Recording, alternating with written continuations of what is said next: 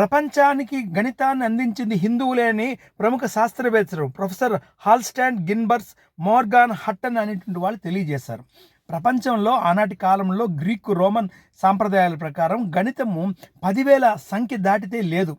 అటువంటి పరిస్థితుల్లో భారతదేశానికి సంబంధించినటువంటి కంకా అనేటువంటి ఒక పండితుడు, ఉజ్జయిని పండితుడు, సయ్యద్ అల్ ఖలీఫా అల్ మసూర్ అనేటువంటి బాగ్దాదు నవాబు యొక్క ఆహ్వానం పైన అక్కడికి వెళ్ళి 0 నుంచి 9 వరకు ఉండేటువంటి 10 అంకెలతో అనంత సంఖ్యలు వేయొచ్చు, కూడికలు వేయొచ్చు, తీసివేతలు, గుణకారాలు వేయచ్చు అని తెలియజేశారు. దీనికి మనం చాలా స్పష్టమైన ఉదాహరణ మన కళ్ళ ముందు కనబడేటువంటి ఉదాహరణ.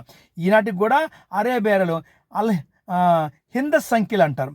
ఇప్పుడు మనము ఎడమ నుంచి కుడికి రాస్తాం, అదే అరేబియా వాళ్ళు కుడి నుంచి ఎడమకి రాస్తారు. కానీ ఈ రాసేటువంటి దానిలో సంఖ్యలు వస్తే మాత్రము మనం ఎలా రాస్తామో అంటే ఎడమ నుంచి కుడికి రాస్తారో ఆ విధంగా రాస్తారు. అంటే వాక్యంలో ఇలా ఇలా రాస్తూ పోయి సంఖ్యలు వస్తే ఇలా రాస్తారు. ఇది గుర్తించాల్సిన అవసరం ఉంది.